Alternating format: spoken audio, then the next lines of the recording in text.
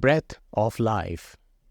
The first step in healthy breathing is to become conscious of how we actually breathe.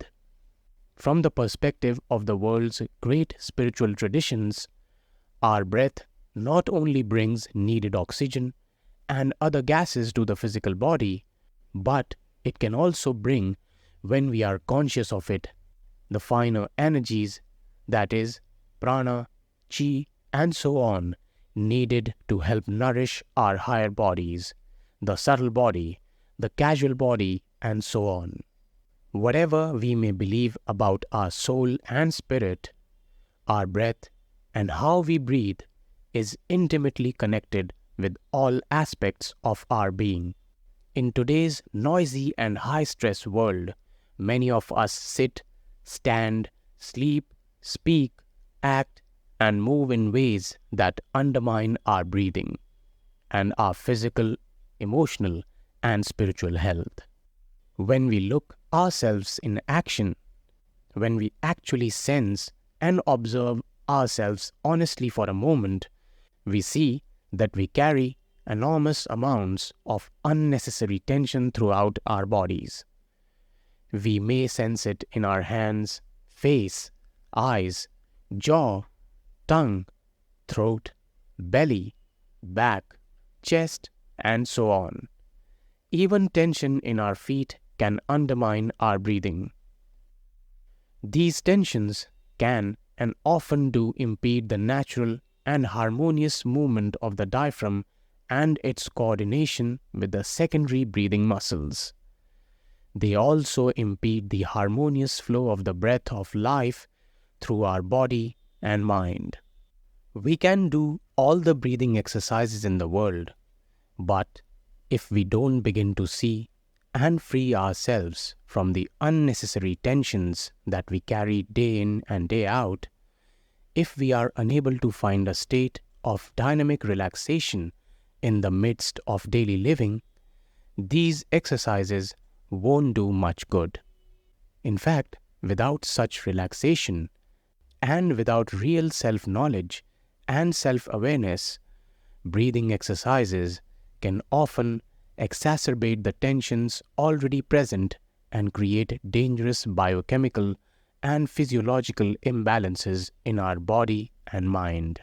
In beginning to study these unnecessary tensions in ourselves, which are generated in large part of our mostly unconscious attitudes towards ourselves and others, one of the most useful situations with which to begin is when we find ourselves in a hurry, which, for many of us, is almost all the time.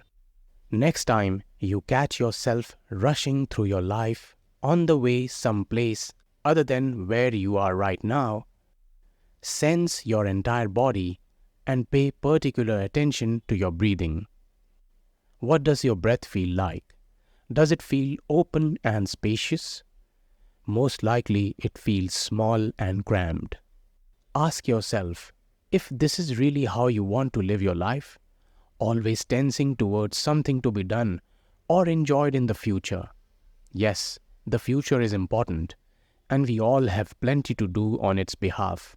But what's the point of all this doing if we don't actually feel and appreciate the pure miracle of our aliveness, our being, right here and right now? What's the point of all this activity if we are not open enough to receive and appreciate the life force flowing through us and others and the rich scale of impressions and perceptions that come with it? It is only through a constant deep felt appreciation of the value and miracle of being itself that our lives will take on real meaning, that our relationships with others will become imbued with intelligence and compassion, and that we will find effective solutions to the ever-growing problems we face. If we are constantly filled with unnecessary tension based on judgments about the past and expectations about the future, our breath will remain cramped and disharmonious.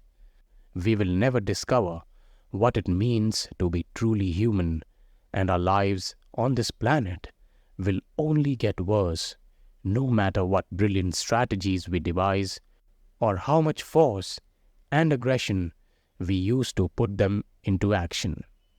To see and release the unnecessary tensions that fill our lives, and to allow the breath of life to manifest fully through us and others, begins with sensing and observing ourselves at this very moment, paying special attention to the tensions that propel us through time, as well as the inner attitudes that fuel them. It begins with being present to what is without any self-deception. This is the beginning of real transformation, both for ourselves personally and for the world. And it all begins with the awareness of the breath. One of the safest and most powerful breathing practices or exercises you can undertake is to consciously follow your breathing in the many changing circumstances of your life. As you inhale, simply be aware that you are inhaling. Try this exercise for 10 minutes or so at a time, at least 3 times a day. It will help free you from automatic thoughts and emotional reactions, and thus help you to live with more receptivity and clarity in the present moment.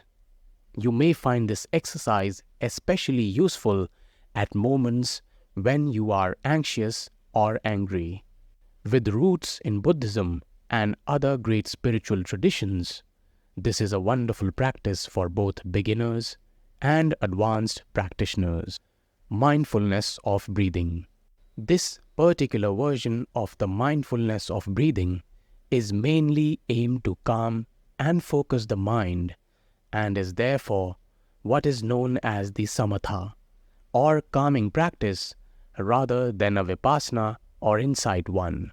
The Sanskrit equivalent to the word vipassana is vipashyana, and both words mean insight, or truly seeing the nature of reality. The traditional name for this meditation practice is anapanasati. This word simply means mindfulness of breathing in and out. This is a meditation practice where we use the breath as the object of attention to which we return every time we notice that the mind has wandered. In a nutshell, this practice works mainly through us, withdrawing our attention from distracting thoughts and redirecting our attention to the physical sensations of the breath. By doing so, we are putting less energy on the emotional states of restlessness, anxiety, craving, and ill will, etc. that drive those thoughts. Over time, the mind becomes calmer and our emotional states become more balanced and positive, and our experience becomes more positive. Abdominal breathing.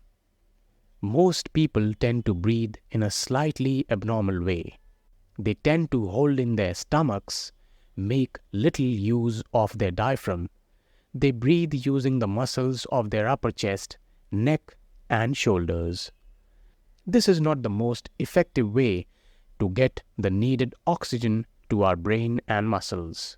If we watch babies or animals breathe, we will notice that they breathe with their whole bodies. Their bellies rise and fall with each breath. For some reason, we stop doing this when we outgrow diapers. No one really knows why. The good prospect is that we can relearn how to breathe properly, learning to breathe using our abdomens. This can help us control our feelings of stress. In fact, abdominal breathing is the single most effective strategy for stress reduction. A person's normal breathing rate is 8 to 12 breaths per minute. However, if someone is stressed or he's under panic attack, he tends to breathe faster, up to 20 to 30 breaths per minute, but more shallowly. Although we may seem to be breathing more when this happens, we are not actually getting much oxygen in and the breathing is not as effective as it could be. Abdominal breathing means breathing fully from abdomen or from the bottom of lungs. It is exactly the reverse of the way we breathe when we are anxious or tense, which is typically shallow and is high in our chest. If one is breathing from his abdomen, he can place his hand on his abdomen and see it actually rise each time he inhales. We can experience that abdominal breathing helps us to relax anytime we are feeling anxious.